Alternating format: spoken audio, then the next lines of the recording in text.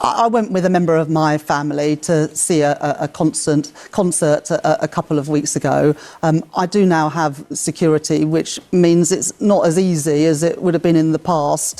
Pay for them? Because you could pay for them. Well, these weren't tickets that you could pay for. Look, I took those tickets to go with a member of my family. I thought that was the right thing to do from a security.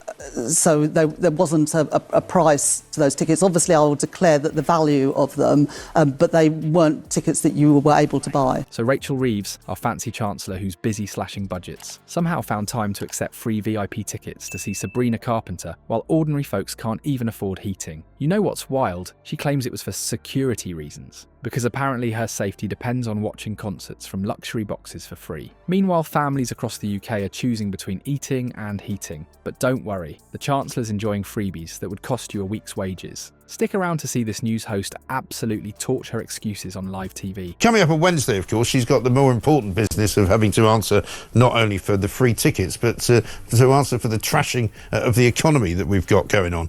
She's going to try and take on the unions, which doesn't sound like something particularly wise. It's so uncomfortable to listen to. Even if she did something like giving some money to charity or just something somewhat intelligent, that would have passed the test. But again, it just goes to show that there is a lack of political feel in this government. She's looking to fire something like 10,000 civil servants. I'm not quite sure who she's going to pick on or what they're going to end up doing. It's the political roasting we've all been waiting for. Before we move on, I'd like to ask you a small favour. If you appreciate this content, please take a second to like this video and subscribe to the channel. Over 98% of you watch the videos without subscribing. It costs you nothing, but it makes a huge difference to us. So, did you click the subscribe button? Great, thank you so much. Now back to the video. Ever wonder what £2,000 worth of free VIP concert tickets feels like while you're choosing between heating and eating? Our Chancellor sure knows. Rachel Reeves has been living it up with some seriously fancy freebies that would make your bank account weep. While you're scrounging for loose change between sofa cushions, she's been enjoying Sabrina Carpenter from a swanky VIP box. You know, the kind with the comfy chairs and champagne on tap that regular folks like us only see in movies. These weren't just any tickets. We're talking the full VIP treatment. Private entrance,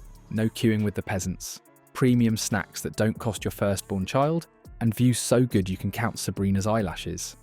And let's not forget those fancy theatre shows where she probably didn't have someone's head blocking her view or need to squeeze past 15 people to get to the bathroom. Now let's put that £2,000 in perspective. That's about 3 months of energy bills for the average UK family during winter, or 6 weeks of groceries for a family of 4. There's a clear change of tone at conference. You know, the doom and gloom is sort of giving away to a bit more of the future. I mean, how happy and optimistic are you feeling now? I've never been more optimistic about our country's future. And the last few years, instability and chaos has held back our country, but now we are returning stability to our public finances and we're making the pro-business, the pro-growth reforms. Well, I had a choice to make when I learnt of the inheritance and the £22 billion black hole in the public finances. I could have either continued with the Conservative approach of covering that up, or I could have been honest and transparent with people. Or nearly 2 months of rent in many parts of the country. While families are cutting back on basics, our Chancellor's bobbing her head to espresso from the comfort of a luxury box. Make it make sense. For the average UK worker earning about £15 per hour, they'd need to work around 133 hours. That's over 3 weeks of full-time work, just to afford the kind of entertainment package Reeves got for nothing. 3 weeks of your labour versus a simple "yes please" from the Chancellor. Seems totally fair, right? The real kicker came when a news host had the audacity to question her about these freebies on live television. The host didn't hold back, asking why someone responsible for the nation's finances couldn't buy her own concert tickets. You could practically see Reeves squirming in her seat as the host pointed out how bad this looks to regular people who can't afford basic necessities, let alone VIP concert experiences. And her excuse? Security concerns. I'm sorry, what? Apparently the regular seats where millions of normal Brits safely enjoy concerts every year aren't secure enough for our precious Chancellor. The £500 is the plans that we inherited. So the spring budget, the last budget from Jeremy Hunt in spring 2024, compared with the plans that I set out yesterday for this Parliament. We have brought in record investment over the last few months to the UK, including at the International Investment Summit last year, where we brought in over £60 billion worth of investment.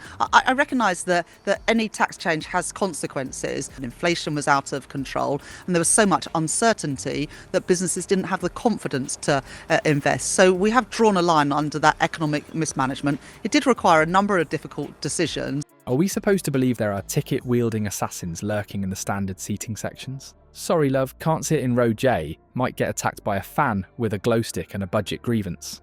Meanwhile, real people are making real sacrifices. Take Sarah from Manchester, who works 2 jobs and still had to cancel her family holiday this year because of rising costs. Or Michael from Leeds, who's skipping meals so his kids can eat properly. These aren't made-up examples. These are the daily realities for millions, while our political class enjoys perks that would make Marie Antoinette blush. But wait, I haven't even gotten to the most outrageous part yet. When cornered on live TV, watching her political reputation crumble faster than a digestive biscuit in hot tea, what did our Chancellor say? The news host pressed Reeves hard about the optics of a Chancellor, the very person making decisions about the nation's wallet, accepting lavish gifts while regular folk struggle. Her response? I wouldn't do it, again.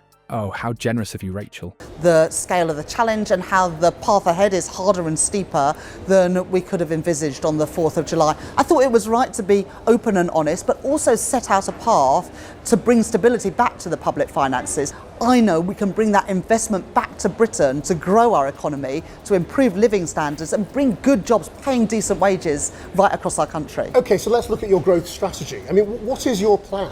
We need to boost investment, both public and private. The Treasury that I now run needs to take into account the benefits, not just the costs of investment, and we need to leverage in that private sector investment. Notice the stammering in there. That's the sound of someone who didn't think they did anything wrong until they got caught. She admitted she understood how it looks to people. Translation: I'm sorry you peasants found out about my freebies.